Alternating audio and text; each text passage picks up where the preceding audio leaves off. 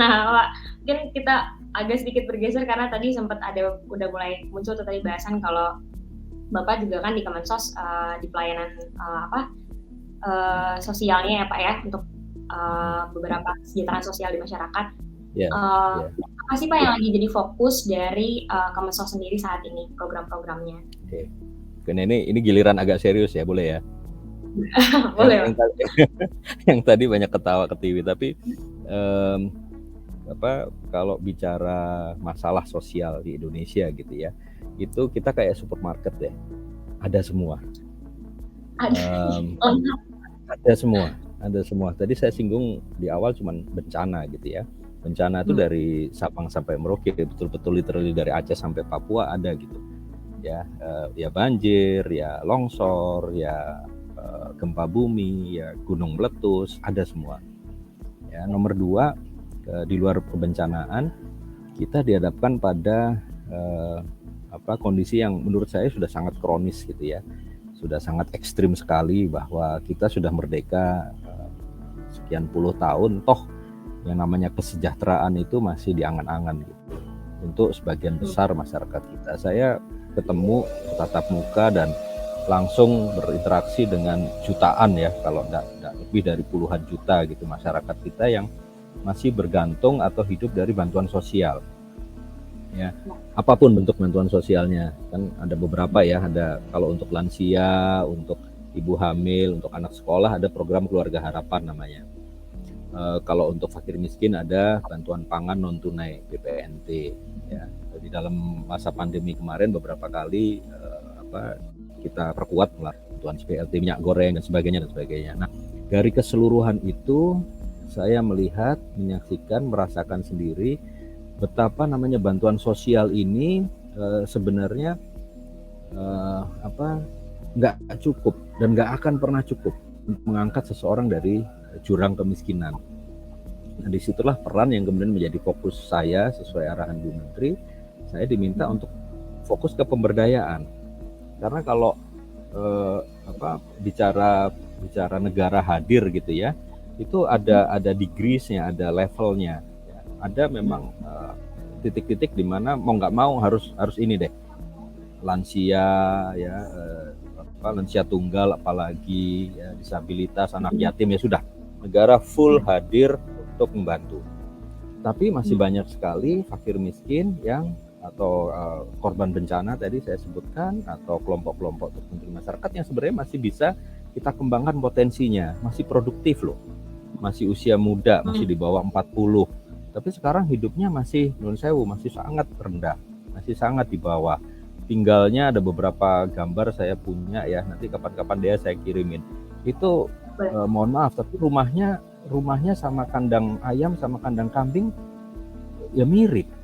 Kan sedih ya deh, sedih banget kan. Padahal dia punya potensi, dalam arti ya masih usia muda, masih di bawah 40. Dan dari Sabang sampai Merauke saya jalan, saya ngeliat ini semua IPB loh, harusnya yang ada di tengah. Karena mereka ini hidup di seperti ayam di lumbung padi. Kaya sekali loh Indonesia ini. Ini pertanyaan dalam arti luas ya, mau peternakan, mau perikanan, mau perkebunan, mau cocok tanam, lahan kering, lahan basah, semuanya ada potensinya. Bahkan garam. Ya, ada satu daerah di Bali itu garamnya luar biasa bagus, tapi ya petambaknya masih miskin. Karena yang diproduksi satu bulan, satu kelompok 30 orang cuma 1 ton. Harga garam 700-800 rupiah. Kapan kayaknya? Ya gitu kan. Jadi ini kita lagi coba fokuskan ke pemberdayaan supaya nggak ribut aja soal bantuan sosial. Dan bantuan sosial 200-300 ribu sebulan apa ya cukup? Dewasa ini oke, mereka perlu untuk makan dan sebagainya. Tapi masa cuma makan aja?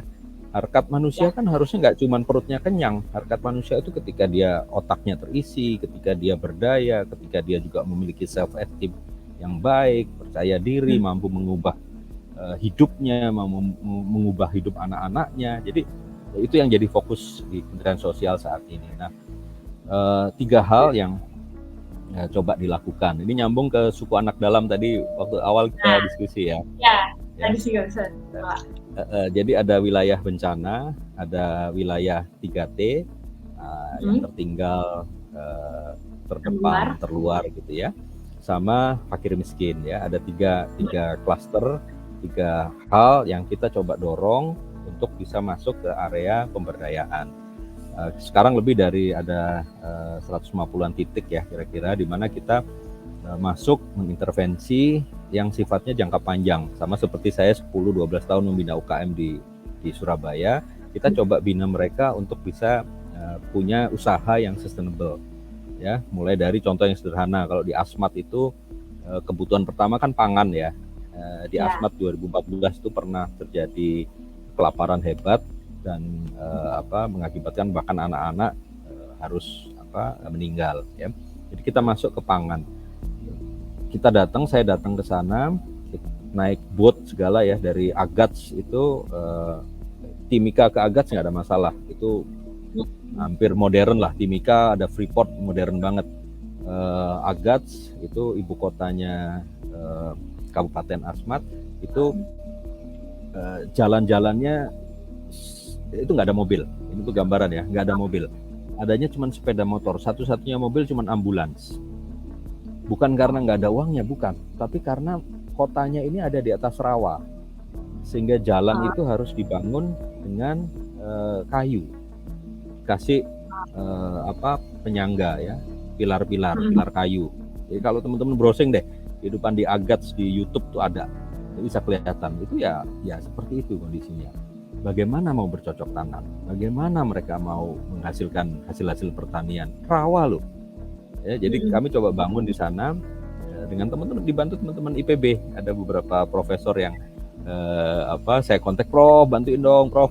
Di IPB itu luar biasa. Jadi ada semua deh, dari agro sampai teknologi pangan saya ajak tuh ke sana ya, ke beberapa tempat ini.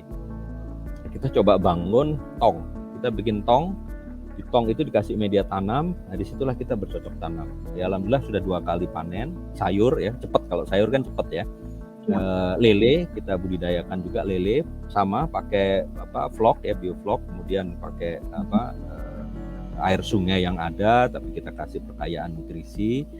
Sudah panen besar. Ada satu tangan gini itu si lelenya di Asmat. Dan itu membuat mereka minimal makanan selesai dulu ya. Suku anak dalam itu saya 6 jam ke sana pakai mobil. Itu lucu banget. Jadi kami datang di Sarolangun, dia familiar ya. Sarolangun kota kecamatan. Jadi acaranya seremoninya kece deh. Tapi namanya Bu Menteri kita ini kan lucu ya. Ngelihat ada yang aneh, ini langsung ditembak aja gitu. Tumenggung namanya, kalau kepala desa atau kepala sukunya itu namanya Tumenggung kan panggilannya ya. Tumenggung, boleh saya lihat rumahnya? Boleh Ibu, ada di dalam hutan. Jadi ini bukan rumahnya. Ups kan gitu kan, ups gitu. Karena di Sarolangun dibangunkan rumah, tapi rumahnya tuh kayak rumah baru, kosong aja gitu, santai aja gitu. Nah itu teman-teman Warsi sangat tahu itu. Karena mereka itu bukan maunya mereka. Rumah itu bukan maunya mereka.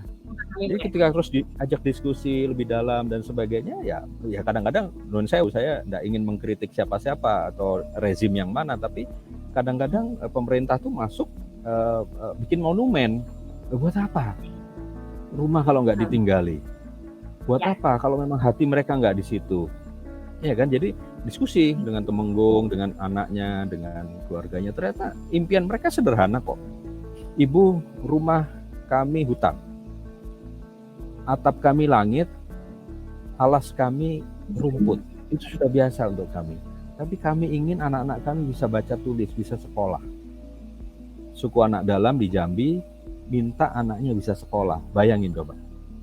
Ya. Bayangin, kepingin nangis apa enggak deh kalau kayak gitu deh. Jadi kemudian sudah rumahnya Tumenggung di mana?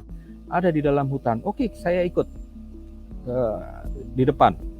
Kita ikutin ya ke dalam hutan, itu 3 jam by the way, dari Sarolangun masuk ke dalam lokasi itu 3 jam. Kita naik, waduh udah begini deh, itu pinggang rasanya mau patah. Tapi akhirnya ketemu rumahnya dia. Ya memang begitu kondisinya, masih pakai atap dari plastik. terpal plastik yang biru itu ya, terpal gitu kan. Sama alasnya juga gitu, nggak ada jendela, nggak ada dinding. Tapi mereka nggak masalah karena mereka cuma ingin anaknya sekolah. Oke, kalau sekolah kebetulan di situ sudah ada rumah singgah ya, dibangun Panglima TNI sekian tahun lalu, tapi kosong. Jadi ibu cuma janjikan sederhana, oke saya panggilkan guru, saya siapkan internet, anak-anak bisa belajar di situ, mau enggak? Mau ibu, ya sudah. Sekarang mereka setiap seminggu sekali sih memang, tapi minimal yang tadinya pergerakannya itu sekian kilometer dari rumah singgah ini, dari community center ini, sekarang lebih dekat. Karena apa? Ya kan setiap hari tertentu mereka anaknya mau sekolah, jadi mereka nggak mau jauh-jauh dari situ. Kan memang harus bertahap gitu. Sekarang ada 5 anak dari suku anak dalam di Sarolangun itu yang bersekolah di Solo, di Balai Sosial di Solo, belajar ternak ayam, belajar ternak lebah madu. Sekarang mereka udah potong rambut. Saya ada video-videonya, nanti saya kirim ke dia deh. Aduh, itu luar biasa. Beberapa juga kemarin anak dari sekolah anak rimba, beberapa yang udah mulai sekolah dan bahkan keterima perguruan tinggi di Jambi. Jadi mereka pun singgahnya tinggal di rumah dari dinas sosial kan di sini. Itu kalau ngomongin suku anak dalam tuh menarik banget ya Pak, karena nggak bisa kita masukin perspektif kesejahteraan kita untuk disamakan gak sama perspektif mereka. Betul. Ini mereka beda ya, karena kultur, karena budaya sudah sekian ratus tahun hidup seperti itu kan, nggak bisa terus tiba-tiba ngikutin gayanya orang Jakarta. Indonesia kan bukan Jakarta. Iya. Ya, dan itu nggak cuma di suku anak dalam, ada suku laut di Pulau Bertam, di Batam. Ya, kami baru kembali dari sana beberapa minggu lalu sama Ikatan Alumni ITB, bukan IPB, ITB ya. Mereka mau bantuin di sana untuk olah sampah apa segala macam. IPB, Himpunan Alumni IPB saat ini sedang bekerja dengan kami untuk sekolah pertanian di Bogor. Jadi anak dari Papua kita ajak ke Bogor untuk bisa berlatih bercocok tanam. Papua itu mulai dari Asmat tadi saya singgung sampai ke Mamberamo. Ya, jadi ya alhamdulillah impian saya untuk mencintai alam itu ya dapat tempat juga gitu. Saya ke Mamberamo itu lewat jalan yang namanya Trans Papua dalam tanda kutip. Disebut tanda kutip karena jangan bayangkan Trans Papua ini seperti Trans Jawa yang dari Jakarta Surabaya lewat tol 10 jam gitu ya, mulus, bebas hambatan, bisa kenceng. Enggak, namanya Trans Papua itu ya 50% jalan makadam, 50% jalan tanah gitu kan, 70% jembatannya nggak ada gitu, adanya jembatan kayu, sehingga kadang-kadang kalau naik mobilnya kita harus turun dulu ke bawah baru naik lagi cari yang ini gitu ya. Kalau hujan ya licin ya, jadi kubangan juga gitu ya. Dan itu 8 jam saya dari Jayapura ke Apawer. Apawer itu di muaranya Mamberamo ya. Di situ sama kita dialog sama masyarakat, mama-mama gitu ya, sama ini mama perlu apa? Sekolah. Yang dimauin sekolah, supaya anak-anaknya bisa sekolah. Nah, sekarang berangkat sekolah bagaimana? Oh, harus jalan kaki. Pokoknya ada sepeda deh sekarang di Apawer. Jadi anak-anak ke sekolah pakai sepeda. Mama-mamanya pingin bertani. Ya, karena ini yang menarik. Teman-teman barangkali mahasiswa ada yang dari Papua bisa cerita lebih dalam gitu ya. Tapi Papua ini hampir semua ada. Tanahnya juga masih sangat subur gitu ya. Sehingga masyarakat petik di hutan, ambil di hutan sudah cukup kebutuhannya. Selama beratus tahun seperti itu, sehingga tidak biasa dengan budidaya pertanian. Sehingga hasil pertanian itu ya dinikmati saat ini, nggak punya simpenan. Beda dengan masyarakat transmigran misalnya ya, transmigran di Papua sudah biasa budidaya, bisa simpan sebagian, bisa dijual ke kota, sehingga mereka kemudian kesejahteraannya meningkat. Nah ini yang kemudian menjadi tantangan gitu ya, kalau tidak bisa disebut friksi gitu ya. Nah itu yang kita coba, kita masuk ke gereja-gereja di sana ya, ke uskupan juga untuk mengajarkan budidaya pertanian. Nah ini anak-anak mudanya dikirim ke Himpunan Alumni IPB untuk bisa dapat pelajaran tentang budidaya pertanian. Wah, seru banget nih. Emang kalau ngomongin pemberdayaan tuh memang nggak apa ya Pak, nggak terbatas hanya cuman untuk jurusan yang sosial aja nih, karena kan kadang stigmanya orang-orang yang bisa masuk pemberdayaan ya dari ilmu sosial gitu, padahal pemberdayaan sendiri punya konteksnya masing-masing ya Pak. Kalau ngomongin peternakan ya pasti peternakan. Kalau ngomongin soal teknologi juga orang-orang yang dari teknologi kan. Iya, ya. Saya kemarin ngirim anak Fateta 51 atau 52 ya. Harvin itu anak MP mekanisasi, karena di sana ada satu koperasi Muara Tami namanya. Itu memproduksi VCO. VCO-nya Papua bagus banget, enak banget. Tapi mesinnya rusak. Dia di sana 2 hari OT kirim video ke saya lagi benerin mesinnya, itu sekarang udah produksi lagi. Sayang juga sih Pak, apalagi mekanisasi juga ya, nggak semua orang bisa gitu sama hal itu. Butuh orang yang emang spesialis di bidangnya. Kalau kita bicara tentang peran dan peluang kolaborasi nih Pak, yang bisa dilakukan sama anak-anak muda untuk tadi terlibat aktif dalam pemberdayaan sosial, betul. Masyarakat, betul. Apa yang bisa dilakukan, dan apa sih insight-nya mungkin dari Bapak kalau misalkan ada yang mau mulai pemberdayaan nih ke masyarakat buat anak-anak muda? Ya, banyak banget. Tahun lalu saya ngirim hampir 5.000 pejuang muda kita sebutnya ya, dalam konteks kampus Merdeka Belajar ya.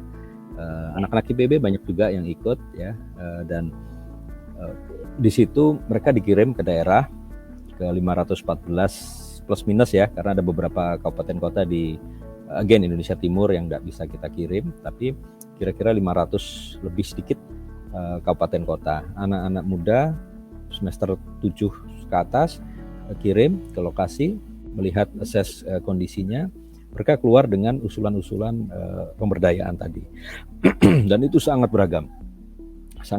Apalagi kita bicaranya nih di himpunan alumni IPB ya, artinya anak-anak nih audiensnya kan anak-anak IPB ya, punya ilmunya.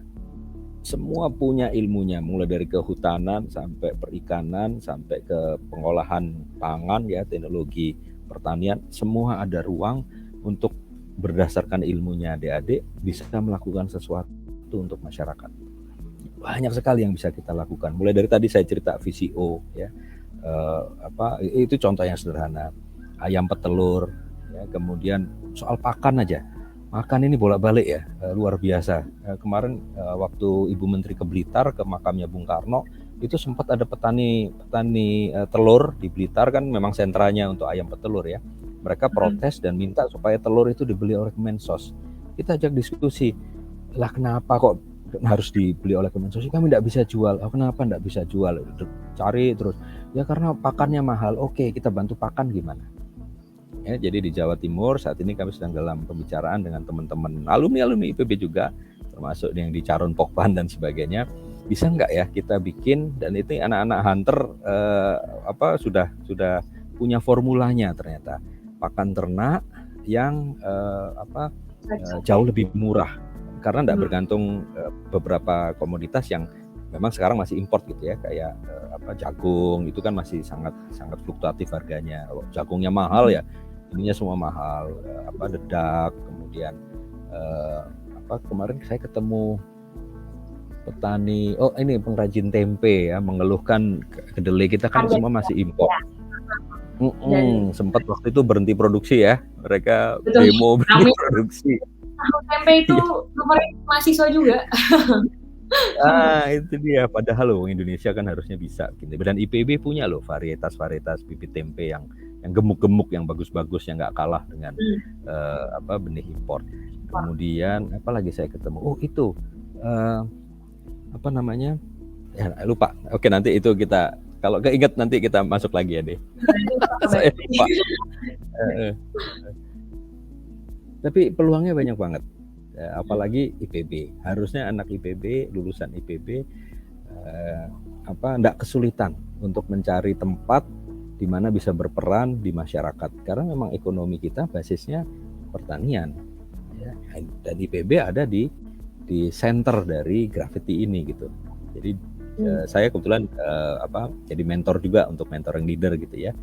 Nah, dan waktu diskusi terakhir di Kementerian Sosial tuh teman-teman nanya karir kemana, ini saya gelis persah juga ini Pak, kalau nggak bisa ini lulus kuliah nanti saya kemana. Nah ini cerita-cerita ini saya bangkitkan supaya teman-teman paham ya bahwa potensi itu luar biasa, di sekitar kita banyak sekali.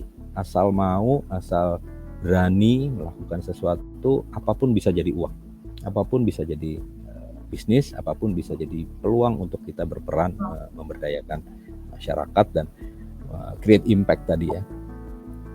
Ya. Kalau dibahas terkait soft skill-nya apa Pak yang sekiranya menurut Bapak itu paling menunjang kalau misalnya mau ngomongin terkait Komdev atau community development? Ya sebenarnya nggak cuma buat Komdev ya, tapi dalam mengarungi hidup ini ada soft skill basic gitu ya. Tadi saya cerita tentang bagaimana kita harus punya kemampuan untuk bersosialisasi, berkomunikasi, karena kan ujungnya kita semua menjual sesuatu, apakah itu ide, apakah itu pemikiran, apakah itu usulan atau gagasan, itu yang menjadi peran dari soft skill yang harus kita kuasai ya, komunikasi. Di samping itu saya selalu mendorong gitu ya teman-teman siapapun itu, anak muda dari IPB maupun dari luar IPB, untuk bisa punya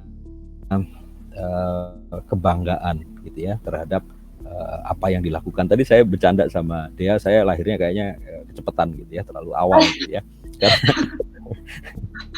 Karena sebenarnya teman-teman justru berada di zaman yang sangat seru gitu, asik banget deh. Kalau zaman sekarang tuh apapun bisa loh kita lakukan gitu ya. Teknologinya sudah ada, semua sudah tersedia, tinggal kita mau apa enggak gitu aja untuk bisa mengelola ini. Dan itu soft skill yang saya dapat justru ketika saya belajar di IPB. Saya ingat betul ada pelajaran kewirausahaan almarhum Pak Susarsono dosennya ya. Saya belajar dari beliau karena ada 1 jam itu kita nggak bisa masuk ruang kuliah karena kuncinya nggak ada. Oke.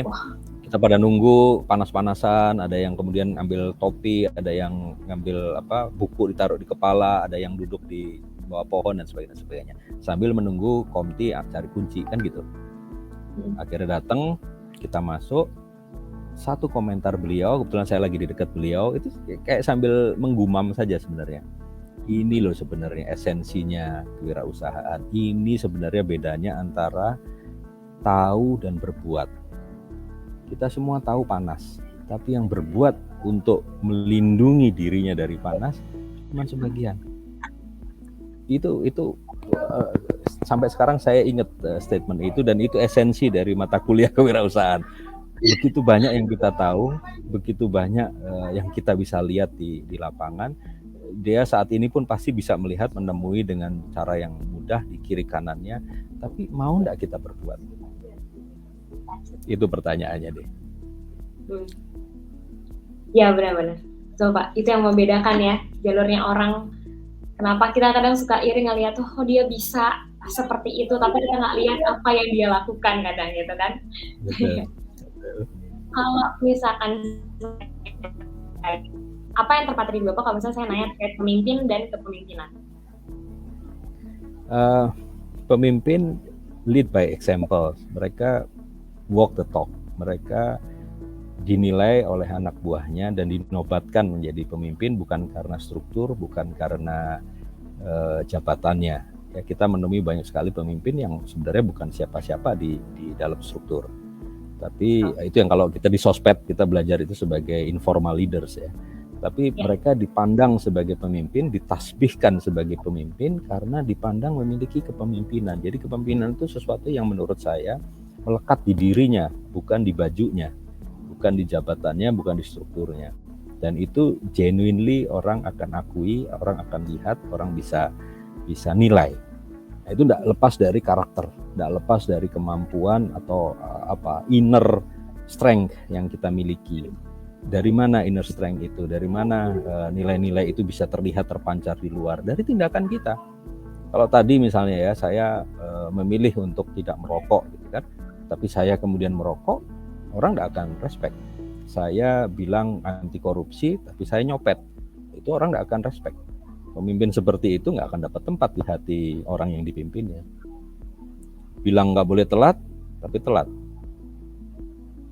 Nah, tuh kadang Ya kan bilang disiplin, tapi dia sendiri suka molor. nggak disiplin. Ya, konsistensi ya Pak ya.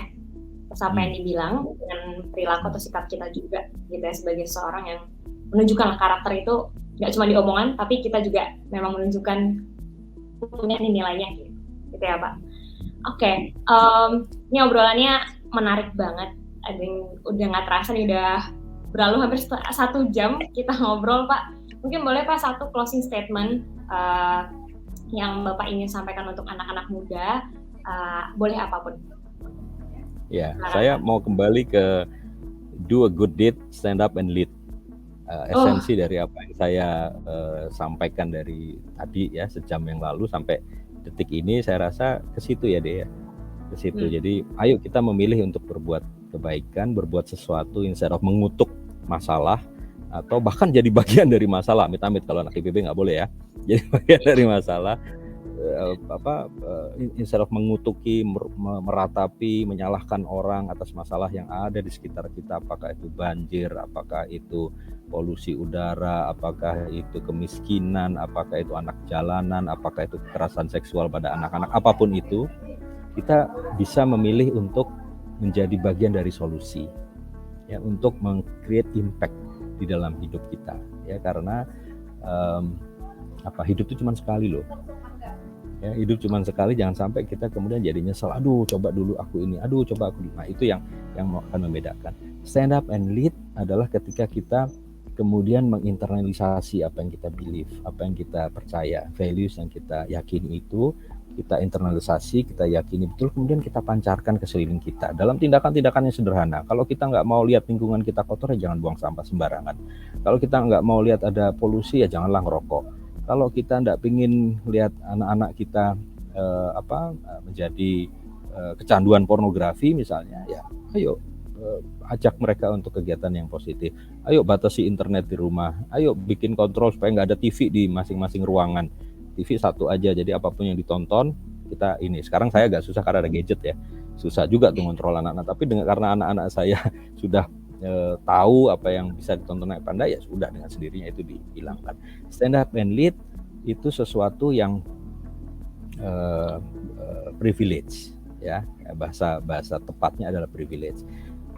Sebagai manusia diciptakan dengan privilege itu untuk memiliki kemampuan memilih, memiliki kemampuan untuk memutuskan, oke, saya ambil itu instead of ini gitu. Nah, itu yang apalagi manusia yang cendekia, ya, apalagi manusia yang ada di posisi yang punya privilege tadi, punya pendidikan yang baik, punya pengetahuan yang luas, tinggal bagaimana kemudian berbuat. Ya, tahu dan berbuat itu dua kata yang akan membedakan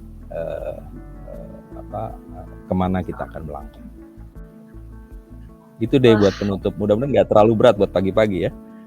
Enggak lah Pak, ini bisa jadi suntikan semangat yang harusnya membangkitkan nih Pak, membangkitkan gairah untuk tahu nih tujuannya mau ngapain nih gitu. Oke. Terima kasih banyak Pak Luhur atas waktunya. Ini benar-benar diskusi yang luar biasa sekali. Semoga bisa banyak anak-anak muda yang akhirnya bangkitkan lagi ya semangatnya untuk memberikan impact. Thank you. Terima kasih. Ini saya baru tahu ada Majid Siregar ini. Majid, mana wajahnya? Di sini ada beberapa backstager yang gabung juga. Oke, mungkin Pak. Nggak bisa ditampilkan ya Majid ya? Iya. Nanti kita Majid ini yang bantu saya untuk tadi yang pejuang muda yang tadi saya sebut. Nanti Majid bisa cerita deh ke teman-teman. Dia yang bikinin semua materi komunikasinya, sosial media, Instastory-nya pejuang muda. Thank you ya Jid. Ini Majid itu betul. Tetap keren ya Jid. Tetap keren semua teman-teman. Anak IPB harus keren. Terima kasih. Betul Pak. Terima kasih banyak Pak Luhur karena sudah bergabung dan memberikan sharing pembelajaran dan pengalamannya di Leaders Talk hari ini. Sampai ketemu lagi lain waktu Pak. Terima kasih banyak. Terima kasih. Sorry ya kalau ada yang tajam-tajam, nyinggung-nyinggung kiri kanan. Ada Pak. Aman Pak, aman. Mudah-mudahan dimaafkan. Dimaafkan. Thank you. Bapak nanti ditarik dulu ke backstage ya Pak. Jangan dulu deh. Sehat dulu. Oke. Thank you, sehat semua. Assalamualaikum. Waalaikumsalam. Oke, itu tadi teman-teman muda semuanya. Tadi kita sudah lihat, sudah dengar juga cerita apa saja yang sudah dilalui oleh Pak Luhur dan apa yang dilakukan oleh Pak Luhur dalam perjalanan karirnya sampai saat ini. Gitu. Jadi semoga bisa banyak sekali pasti pembelajaran yang bisa kita dapat. Dan tanpa basa-basi, saya terima kasih banyak untuk teman-teman yang sudah menonton konten Leaders Talk dari YouTube Himpunan Alumni IPB. Jangan lupa subscribe dan sampai bertemu di konten Leaders Talk berikutnya. Dah.